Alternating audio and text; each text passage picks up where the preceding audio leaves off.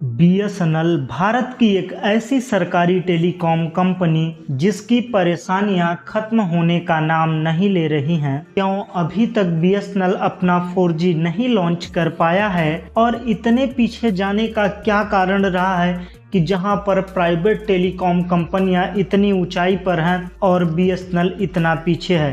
BSNL नाम सुनते ही दिमाग में एक ही ख्याल आता है, एक ऐसी कंपनी जिसकी तरफ सरकार ने ध्यान नहीं दिया और आज यह सरकारी कंपनी डूबने के कगार पर है। पर ऐसा नहीं है, आप हकीकत जानकर खुद ही चौंक जाएंगे। तो आज हम इसी हकीकत से आपको रूबरू कराने वाले हैं। तो आज का वीडियो बहुत ही शानदार होने वाला है। तो चलिए शुरू करते हैं और हम आपको बताते हैं बीएसएनएल भारत संचार निगम लिमिटेड की यात्रा सन 2000 में शुरू होती है, लेकिन इससे पहले बीएसएनएल दूर संचार सेवा विभाग नाम से जानी जाती थी। लेकिन बीएसएनएल की असली यात्रा सन 2002 में शुरू होती है। सबसे पहले बीएसएनएल इस वर्ष मोबाइल सेवा में कदम रखती है और देखते ही देखते पूरे भारत में ही नहीं बल्कि विश्व में चर्चित हो जाती है। भारत के हर कोने में अब बीएसएनएल की सेवा मिलने लगी थी। आपको बता दें कि बीएसएनएल खुद को किस तरीके से डेवलप किया है, तो आइए जानते हैं।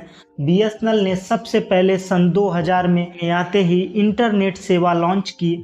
उसके बाद बीएसएनएल ने 2002 में 2G लॉन्च किया। उसके बाद 2005 में ब्रॉडबैंड लॉन्च किया। उसके बाद 2010 में 3G नेटवर्क लॉन्च किया।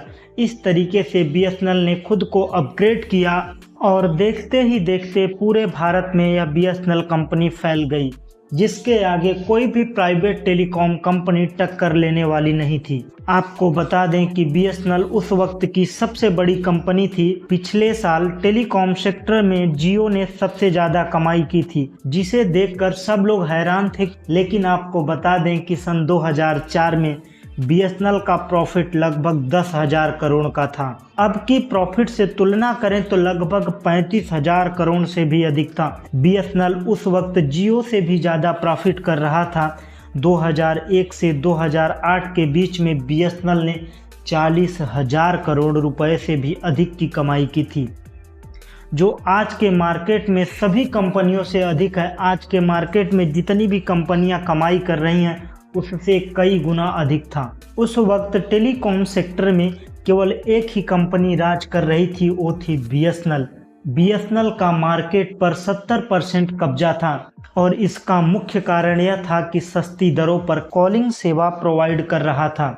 भले बीएसएनएल सरकारी टेलीकॉम कंपनी थी, लेकिन सरकार का इसमें बहुत बड़ा हस्तक्षेप नहीं होता था। सारा काम बीएसएनएल के कर्मचारियों द्वारा किया जा रहा था और बीएसएनएल पूरे फ्रीडम के साथ, पूरे जोश के साथ ग्रो कर रहा था। लेकिन धीरे धीरे वक्त के साथ सब कुछ बदलना शुरू हो गया। अब वह दिन आने वाला था जब बीएसएनएल अपने डूबने का पहला कदम रखने वाली थी। उस कदम को जानने से पहले आप लोगों को अगर वीडियो अच्छा लग रहा हो तो वीडियो को लाइक कर चैनल को सब्सक्राइब कर दें। तो आइए आपको बताते हैं बीएसएनएल का सबसे पहला fraud telecom minister Dayanidhi Maran के द्वारा शुरू हुआ। सीबीआई ने इस मिनिस्टर को पकड़ा तो पूछताछ के बाद यह बात सामने आई कि बीएसएनएल के कर्मचारी और इन्होंने मिलकर बीएसएनएल के साथ बहुत बड़ा फ्रॉड किया है। लगभग सबसे पहला फ्रॉड यही था जो 2000 करोड़ से भी अधिक था। दयानिधि मारन के भाई की एक कंपनी सन टीवी थी, जिस पर 323 हाई स्पीड कनेक्शन को प्रोवाइड किया जा रहा था, जिसके जरिए यह टीवी अपने सारे काम कर रही थी। इससे बीएसएनएल को लगभग 2000 करोड़ रुपए का लॉस हुआ। इस तरीके से बीएसएनएल का पहला फ्रॉड सामने आया। इसके बाद मारन को अपने पद से इस्तीफा देना पड़ा। उसके बाद सरकार ने इस कला को देखकर बीएसएनएल के सभी ट्रांजैक्शनों पर देखरेख करने लगी। 2007 में बीएसएनएल की कमांड ए राजा के हाथ में सरकार ने थमाई। यह वक्त था बीएसएनएल अपने पीक पर था। ए राजा के आते ही बीएसएनएल को आगे ले जाने की बात चल रही थी, लेकिन इसी बीच सन 2010 में 2G स्पेक्ट्रम घोटाला आता है। इस घोटाले में ए राजा का बहुत बड़ा हाथ था। अब इस तरीके से बीएसएनएल का विनाश शुरू हुआ। अब सरकार और सावधान हो गई, बीएसएनएल की और बेहतर तरीके से निगरानी होने लगी और यह जांच शुरू होते ही बीएसएनएल में तमाम कमियां सामने आने लगी। बीएसएनएल के टेंडर में वो कंपनियां भी भाग ले रही थी जिनका नामो निशान नहीं था।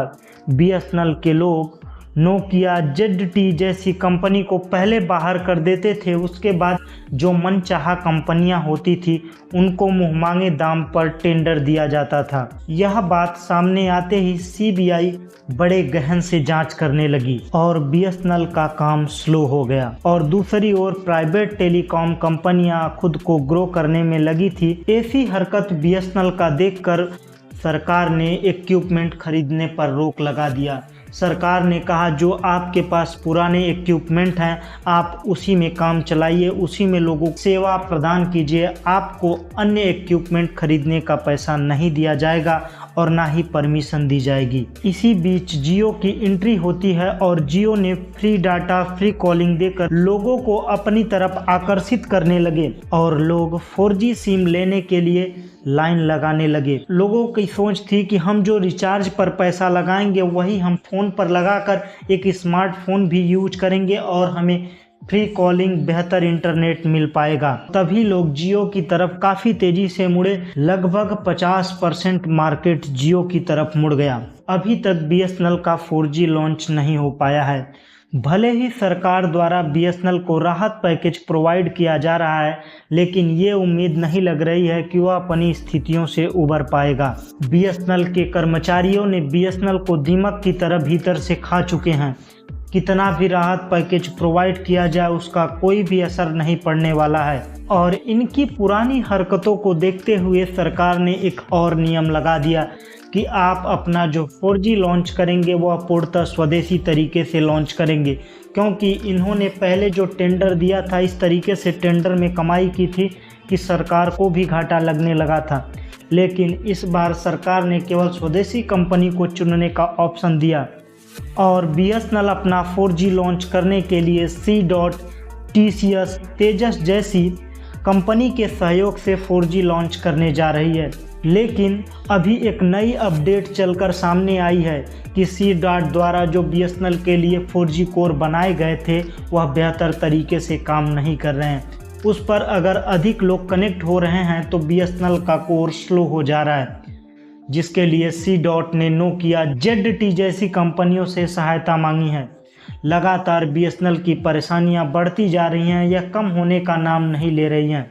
आगे क्या होगा हम आगे आने वाली वीडियो में बताते रहेंगे। इससे पहले आप लोगों से एक रिक्वेस्ट करेंगे, अगर आपको यह बीएसएनएल का वीडियो पसंद आया हो तो वीडियो को लाइक कर चैनल को सब्सक्राइब कर दें और कमेंट करके अपना विचार ज़रूर दें।